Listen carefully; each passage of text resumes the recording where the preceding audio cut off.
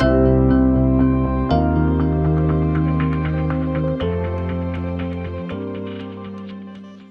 to Culture Couch Live. It's a big week for Culture Couch Live, but we're going to integrate the grand final this week, Melbourne versus the Doggies. And there's been an enormous amount of change in AFL football, and we talk about it a lot in our workshop, probably not as much on Culture Couch Live. So we thought we'd devote today to sport, to the grand final, and probably a little bit to the Dogs and the Demons, but I won't limit everyone on the call to that. So Murph, I'll go to you first. I mean, you started with Geelong, I think, in 2007. So you've been involved in sport for a long period of time. Well, what's the biggest change that you've seen over that period of time being involved in high-performing sporting teams? Well, first of all, how good is it? Don't you miss not being involved this time? Like, the being involved with the grand final team is always fun. The biggest change, really, for me, and it's reflected in society as well, is the change in I guess resilience in what you can and can't do with both corporate and sporting teams. In 2007, some of the things, the feedback was delivered.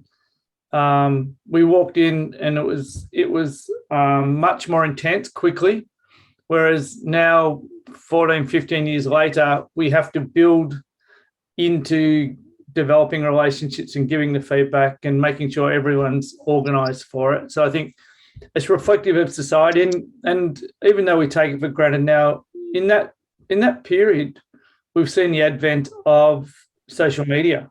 Yeah. And so the truth about it is social media didn't exist in 2007, or if it did, it wasn't big, whereas now it plays a big part in everybody's life. So I think that's changed the way we have to lead and the way people think. So yeah, that'd be my biggest takeaway.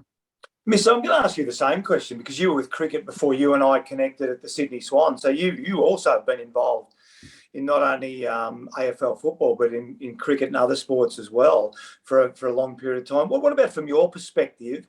And you've probably got a slightly different perspective in a sense, because whilst Murph has been the facilitator and in and out of a lot of great clubs, you've been in the club from a high performance fitness point of view. So from your point of view, what have you seen within a footy club?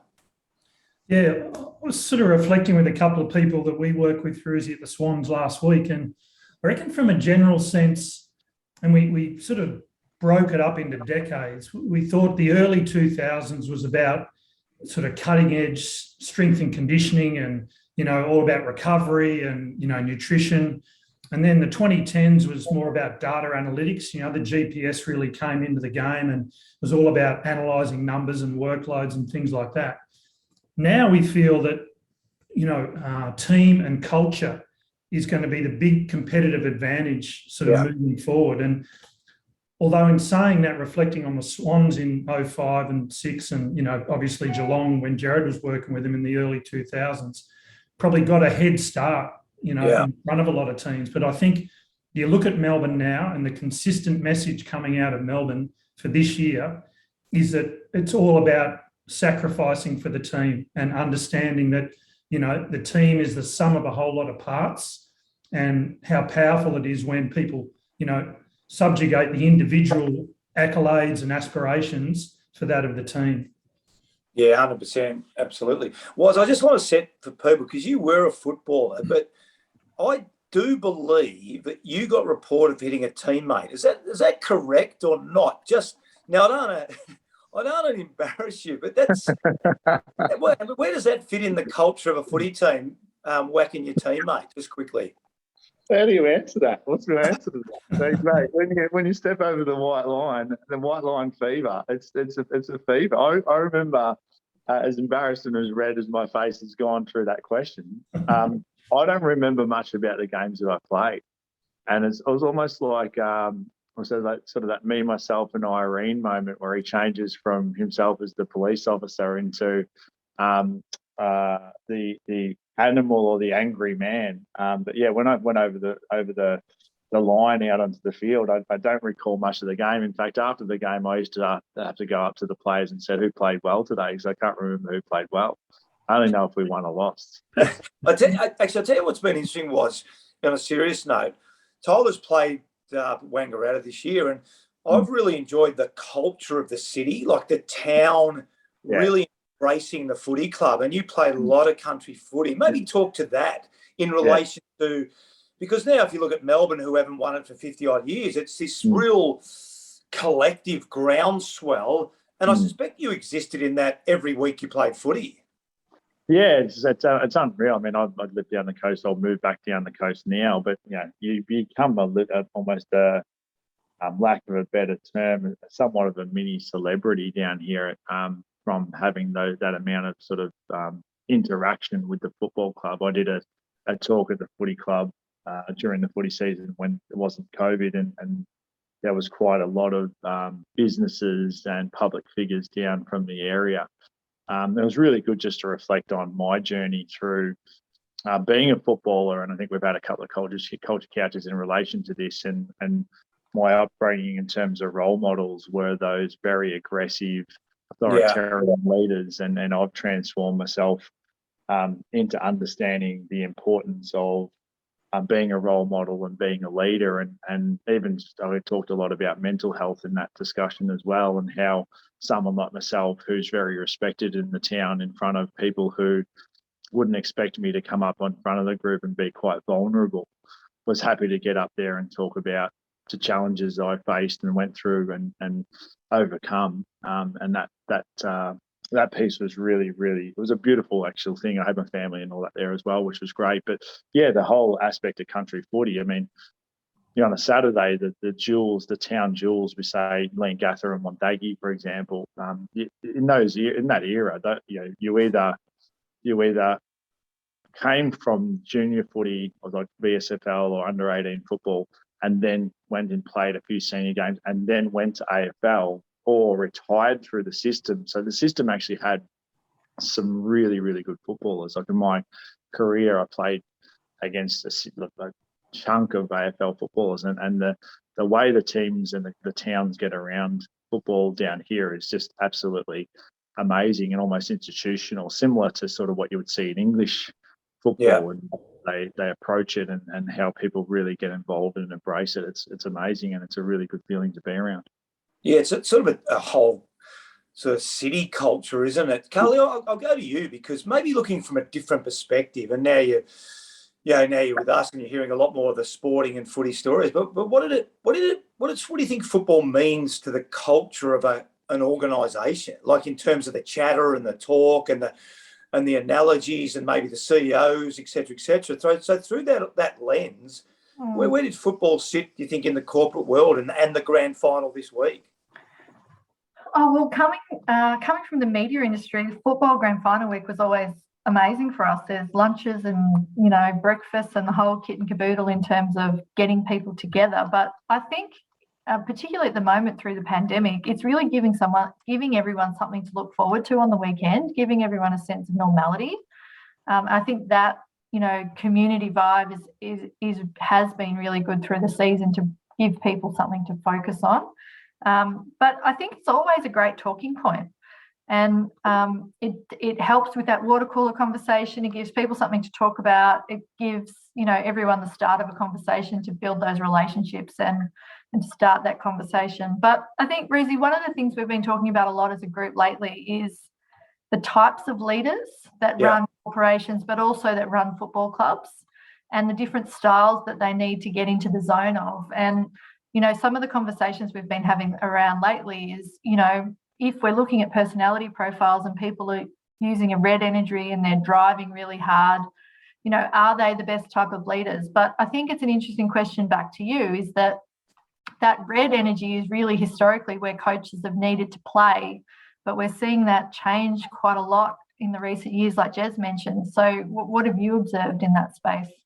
Yeah, I think that's absolutely right. I mean, Murph, you've done more profiling than anyone on the call, but I suspect if we had a profile all 12 VFL coaches going back when I first started, they all would have been Eagles, very much top down, very much tell. So Murph, from your point of view, I guess from my point of view, firstly, I think that caring energy and the relationship piece probably coincided with the full-time game. I mean, we started to become full-time, in the mid 90s. So the need to connect with players probably started in that era.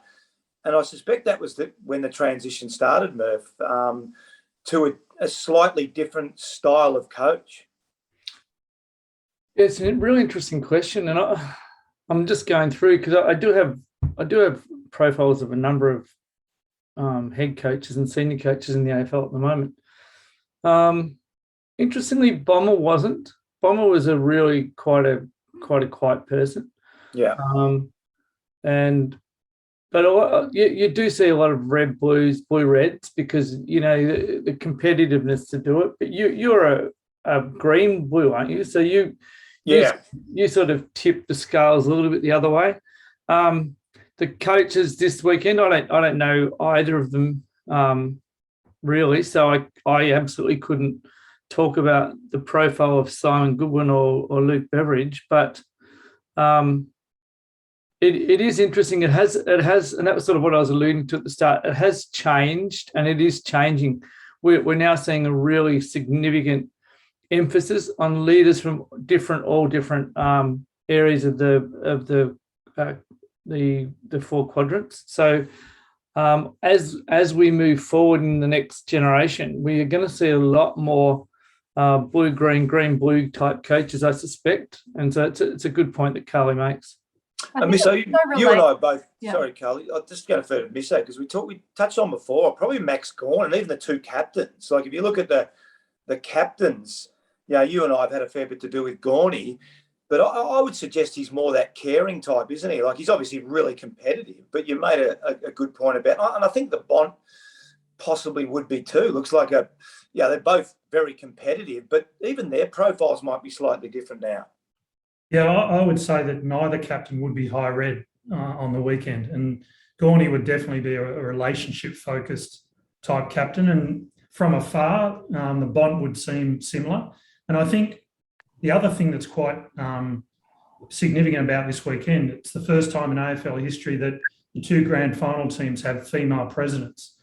And I don't think you can neglect to acknowledge the effect that can have, a flow-on effect down through the club when you've got, really strong women leading a football club. And it's pretty significant, I think, and a great thing for AFL. Carly, you've got a husband, Ben, who's a Bulldog supporter. So and more from a leadership point of view, what do you think his expectations, maybe we should get him on the call.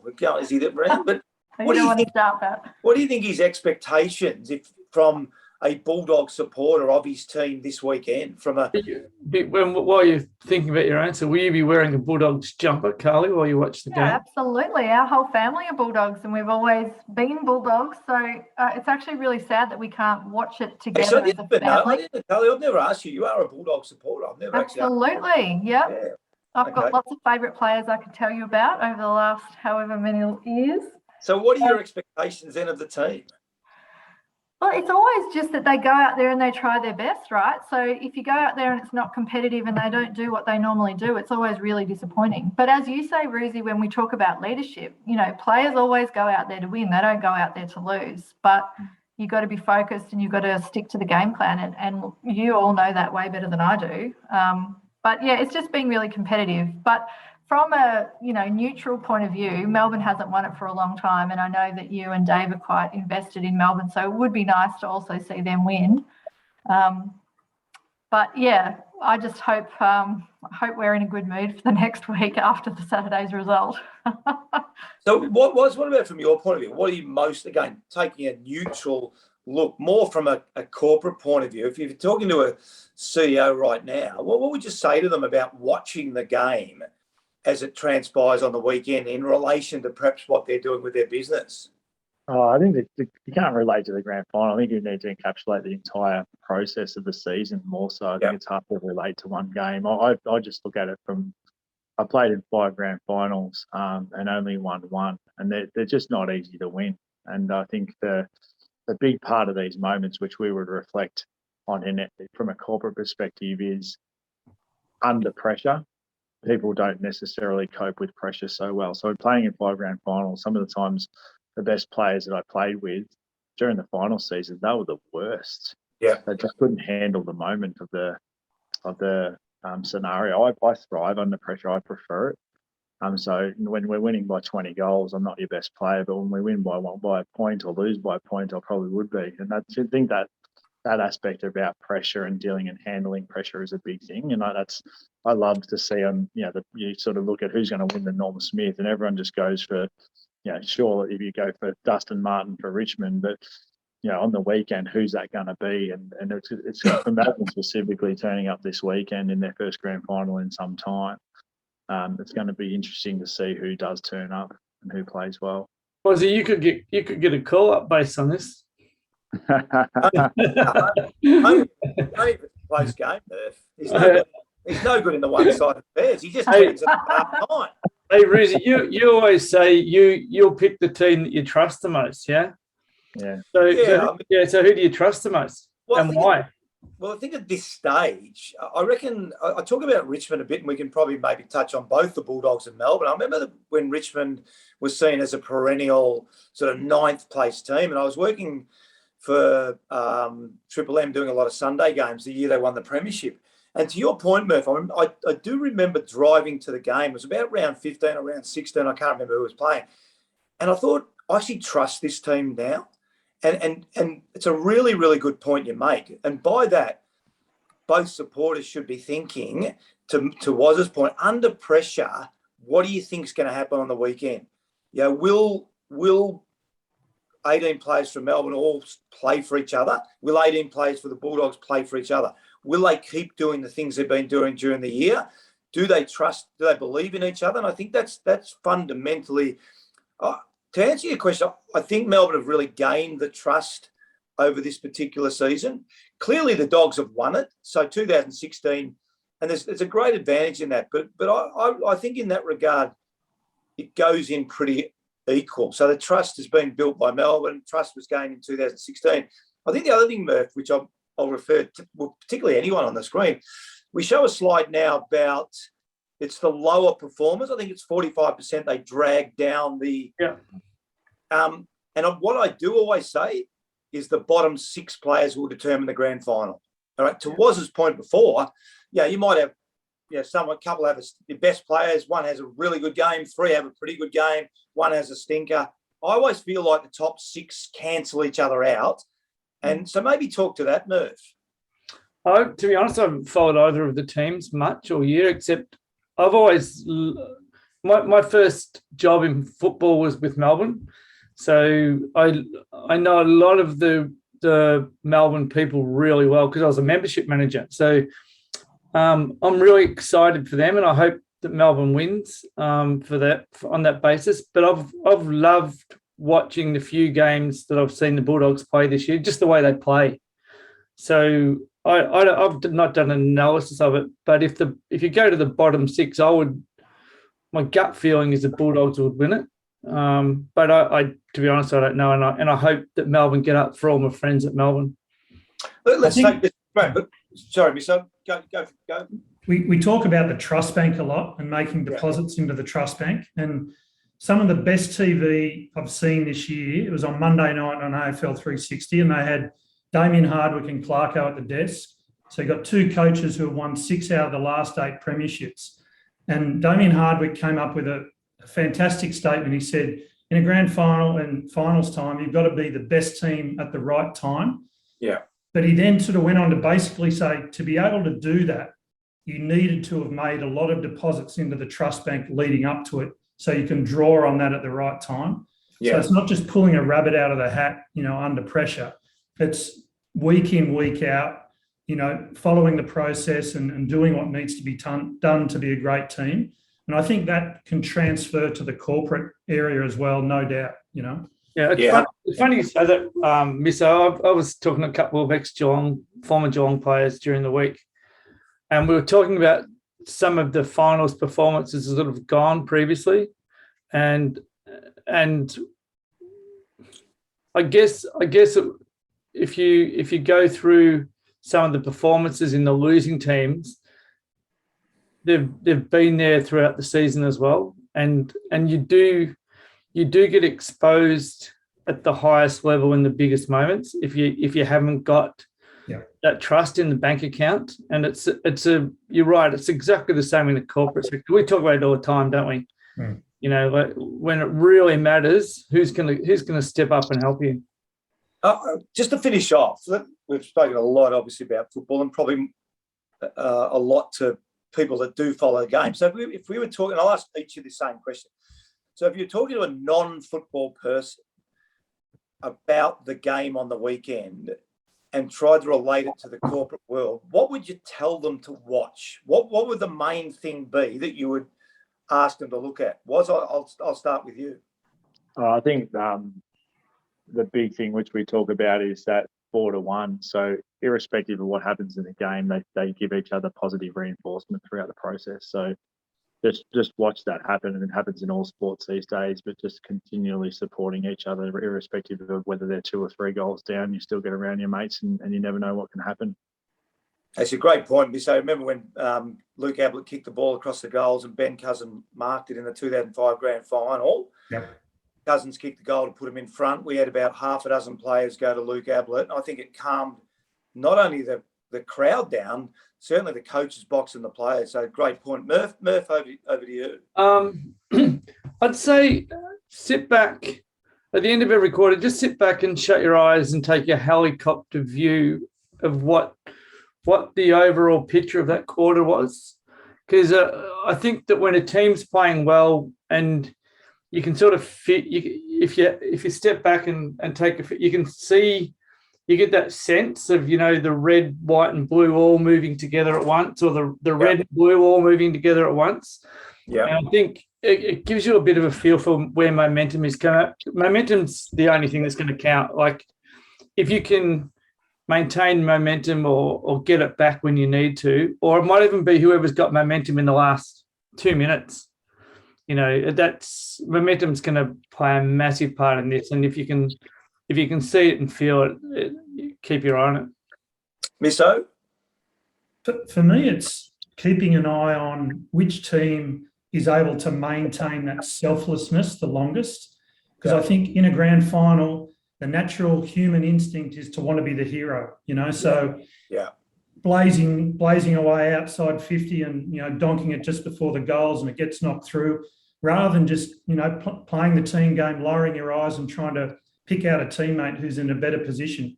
So trying to, put out of your mind wanting to be the hero and maintaining that real selfless attitude, for me, is a great indicator. And Carl, you finish it off. Yeah, I just think the way they play together as a team, and we talk about it a lot in every one of our sessions about you can't have separate divisions working independently. They all have to be in it together, working towards the common goal. And when you see a team doing that amazingly, it's a really great thing to watch. So I think that definitely, Ruzi. And over to you, because really everyone wants to hear what you have to say now. I like that idea, Carl. I think that one of the things we're facing a lot at the moment is that siloed approach at corporate level and also within the exec teams. I talk about just team. You can't put a building up, put a sign on a building, put a group of people and just think it's going to be a team. And I think the great thing about the 2 grand finalists is they have committed, probably to Waz's point, it's not about the game on the weekend, as they actually have committed to be a team. They have committed not to work in silos. They've committed that the mids are incumbent on the defenders and the defenders on the forward. So they've already made that commitment. But to Misso's point, will they continue to make that commitment under pressure? That's going to determine the outcome of the game. Yes, they've done it up to now. Yes, they've been really good. It's the last game of the season. Will someone step out and go, no, I have to win the game? If that happens, the other team will win. The other team will win. Because as soon as one person does that on one team, guess what happens? That person looks across his teammate and goes, why is Misso doing that? Oh, maybe I have to do something different. And then the Constantine effect, as opposed to, fantastic, Misso stood in the right spot, I'll stay in the right spot. The team that does that the longest will win on the weekend. So that's a great conversation. Hopefully just change tack a little bit. We found out that Woz was a big game player and didn't really know his teammates of the opposition. So that was worth unearthing, Murph, I would have thought. Yeah, 100%. Mate, it's always good to know when you've got a big game player in your team. The other thing, Ruzi, I think what a wonderful afternoon Saturday is going to be, because you got the Storm leading in, and that's a phenomenal game. Anyone that watched the semi-final on Saturday night, the NRL game, it's the best game of rugby league I've seen in a long, long time. It was 8-6. Yeah, and just really tough. Panthers Parramatta. What a it's fantastic. And so really looking forward to the Storm as well on Saturday, and as a lead into the grand final. So go Storm. Yeah, the 8-6 Penrith beat Parramatta. The selflessness, Misso, like you were taking on before, the defence, like the ability to defend of both teams. And you talk about the 1%ers, we talk about the not so small things. Talk about the not so small things. Ever been a better example than, geez, two teams going absolutely. And that was a great game of rugby league for fantastic, wasn't it? So yeah, no, great point. Thanks very much, everyone. Really good Culture Couch Live, and we'll see everyone next week. Have a great weekend, and may the best team win, as long as it's the Demons. Go Demons. Go Doggies. Go Demons. Go Demons.